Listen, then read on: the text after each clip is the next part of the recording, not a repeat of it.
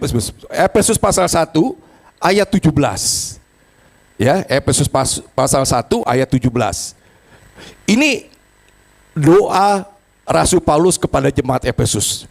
Dikatakan begini, dan meminta kepada Allah Tuhan kita Yesus Kristus, yaitu Bapa yang mulia itu, supaya Ia memberikan kepadamu apa? Roh hikmat dan wahyu untuk apa? Mengenal Dia dengan benar. Bapak Ibu, kalau kita nggak mengenal Tuhan dengan benar, jangan harap iman kita bisa bertumbuh. Mengapa orang sampai kepahitan dengan Tuhan? Ya, pernah berpikir nggak Bapak Ibu? Saya berpikir, karena dia punya konsep pengenalan yang salah tentang Tuhan. Jadi dia pikir Tuhanlah yang menyebabkan ini, Tuhanlah yang menyebabkan keluarga aku hancur, Tuhanlah yang menyebabkan aku bangkrut, Tuhanlah yang membuat. Bapak Ibu punya pandangan seperti itu, kira-kira kita bisa, iman kita bertumbuh? Iman itu bertumbuh kepada Tuhan loh ya, nggak akan bisa Bapak Ibu. Makanya Rasul Paulus berdoa. Ya, saya rasa kita perlu berdoa, dan ini yang saya doakan. Tuhan, berikan aku roh hikmat dan wahyu untuk aku dapat mengenal Engkau dengan benar. Karena pada waktu pengenalanku benar kepada Tuhan yang benar, imanku dengan sendirinya akan bertumbuh, akan percaya. Kalau kita baca dari kitab Efesus pasal 3 ayat 18, bukan 8 Bapak Ibu ya. Dikatakan begini, Rasul Paulus berkata kepada jemaat Efesus, aku berdoa supaya kamu bersama-sama dengan segala orang kudus dapat memahami betapa lebarnya dan panjangnya dan tingginya dan dalamnya kasih Kristus. Kalau kita semua mengerti betapa Tuhan itu sangat mengasihi kita. Kalau kita nih ada masalah, kita konseling, diskusi, tukar pikiran kepada orang yang nggak takut akan Tuhan atau orang yang nggak mengenal Tuhan, ya Bapak Ibu, kita akan masuk informasi-informasi yang keliru tentang Tuhan. Akhirnya Bapak Ibu, bukan iman Bapak Ibu bertumbuh, tapi Bapak Ibu akan jadi sakit hati. Kenapa Tuhan membuat keluargaku hancur? Kenapa Tuhan membuat usahaku bangkrut? Kenapa Tuhan membuat aku ini? Ya, dan Bapak Ibu kalau nggak biarin terus masalah itu di dalam hati pikiran Bapak Ibu akan meninggalkan Tuhan. Makanya dikatakan Bapak Ibu, iman itu timbul dari pendengaran akan firman Tuhan. Jadi Bapak Ibu, kita harus rajin baca firman Tuhan. Bapak Ibu, saya merenungkan firman Tuhan. Di dalam Alkitab itu sebetulnya banyak peristiwa yang diceritakan, baik di perjanjian lama maupun perjanjian baru. Tujuannya satu, buat apa? Buat kita mengenal loh, Allah yang kita sembah, Allah yang kita kenal di dalam nama Tuhan Yesus, itu seperti itu loh. Ya, seperti itu. Ya gak? Dia sanggup melakukan mujizat, ya enggak? Dia Allah yang penuh kasih, ya enggak? Dia Allah yang menghukum. Semua itu ada. Penting Bapak Ibu, untuk kita sebagai anak-anak Tuhan mengerti bahwa sumber iman itu Tuhan. Ya, sumber iman itu Tuhan. Tuhan itu pemberi iman. Dan iman itu timbul dari apa Bapak Ibu?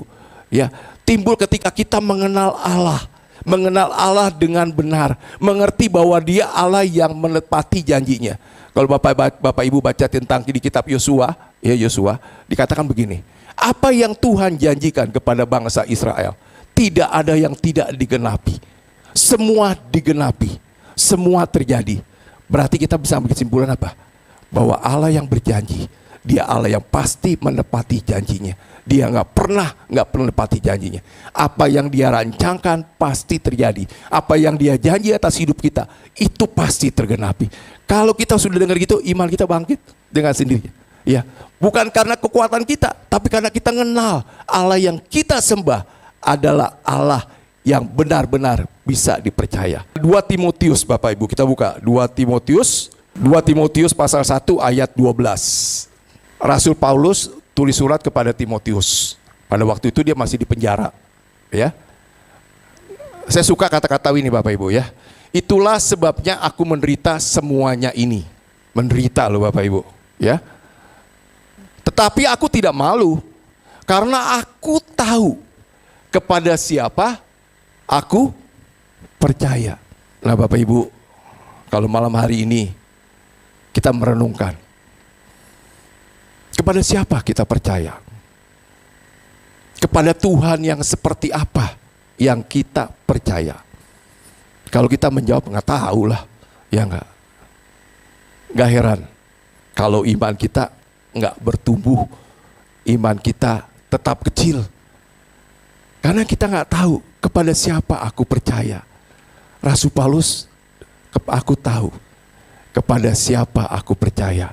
Sehingga apapun yang harus aku alami, aku tahu kepada siapa aku percaya. Kita perlu renungkan malam hari ini Bapak Ibu. Kepada siapa aku percaya. Tuhan yang bagaimana yang kita percaya. Roma 10 ayat 14. Tapi bagaimana mereka dapat berseru kepadanya jika mereka tidak percaya kepada Dia? Bagaimana mereka dapat percaya kepada Dia jika mereka tidak mendengar tentang Dia? Bagaimana mereka mendengar tentang Dia jika tidak ada yang memberitakannya?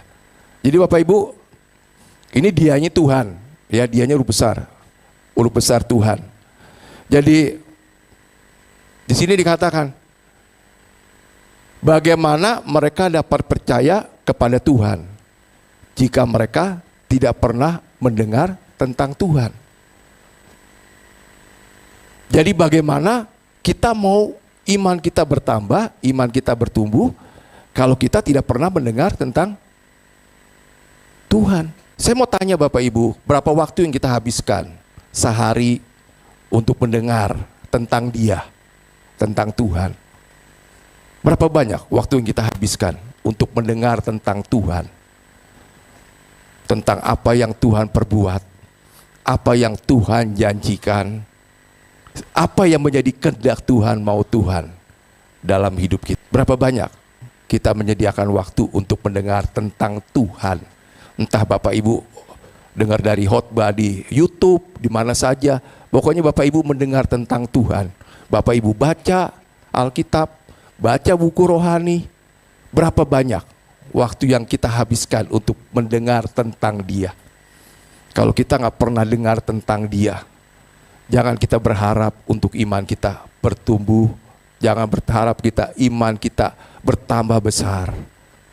Karena iman kita itu bukan dari kita, tapi pemberian Tuhan. Pemberian Tuhan dari mana? Kalau kita bisa mempercayai Tuhan yang kita sembah, kita kenal Tuhan yang kita sembah, Bapak Ibu, pasti iman itu akan keluar dengan sendirinya. Praktis sekali untuk iman kita tuh bertumbuh, iman kita bertambah besar, itu praktis sekali. Kenal Dia. Tadi saya kasih contoh, kenal bank. Tahu bank yang Bapak Ibu akan taruh simpan uang Bapak Ibu. Kenal karyawan Bapak Ibu yang Bapak Ibu mau angkat jadi manajer, jadi kepala. Kenalin. Bukan Bapak Ibu mengimani bank ini gak akan bangkrut, bank ini bahkan udah ketahuan, iya nggak? Padahal udah ketahuan itu bank itu udah nggak bisa bayar uang nasabah, misalnya gitu loh, ya nggak? Dengar di luar kredit macetnya banyak, ya. Kita masih percaya, aku beriman, nggak mungkin Bapak Ibu, ya. Sebagai penutup Bapak Ibu, akhirnya saya menyimpulkan begini, hati-hati, iman sama perasaan beriman tuh hampir mirip loh. Ngerti nggak? Ada perasaan beriman sama iman sebenarnya. Iman sebenarnya itu berdasarkan pengenalan kita akan Tuhan. Ngerti tadi saya katakan, kalau kita percaya Tuhan itu baik, pasti Dia akan berikan yang terbaik buat kita. Kalau kita percaya Tuhan itu kasih, kita percaya apa yang dikerjakannya itu mendatangkan kebaikan buat kita. Nggak ada maksud jahat buat hati Tuhan. Itu akan keluar dengan sendirinya iman itu. Tapi sekali lagi, ya, perasaan iman ini bahaya. Perasaan iman, ngerti perasaan? Kalau perasaan itu nggak bisa diandalin Bapak Ibu. Ntar naik, ntar turun. Habis KKR sih dipompa. Wah, akan gitu kan, emosinya dipompa kan. Iya nggak? Mau nggak mau imannya ke bawah nih Bapak Ibu. Iya nggak? Karena jiwa juga ini. Iya nggak? Wah, percaya. Tapi nggak lama, pes, Seminggu sudah KKR, sahabat, turun. Seperti kehilangan iman. Tapi kalau Bapak Ibu, imannya itu berdasarkan pengenalan akan Tuhan yang benar, ya, itu akan permanen. Akan permanen. Akan kuat. Dan makin hari, dari satu iman kepada keiman yang lebih tinggi. Dari satu kemuliaan kepada kemuliaan yang lebih tinggi. Itu kalau iman yang dari Tuhan. Perasaan beriman. Nah, ini hati-hati Bapak Ibu. Ya. Makanya dikatakan sekali lagi, perlu kita mengenal. Itu doa Rasul Paulus, supaya kita mengenal Tuhan, beri roh hikmat dan wahyu untuk aku mengenal Tuhan dengan benar. Ya, doa Rasul Paulus supaya kamu mengerti betapa panjang, lebar, dalam dan tingginya kasih Tuhan yang melampaui pikiran manusia. Pada waktu kita mengerti, ya, mengerti kasih Tuhan, iman itu keluar dari kita dengan sendirinya. Tuhan, nggak ada yang kasih yang terlebih besar di dunia ini, bahkan di sorga, hanya Engkau. Aku serahkan hidupku kepadamu. Aku percaya apa yang Engkau ngomong, aku percaya Tuhan.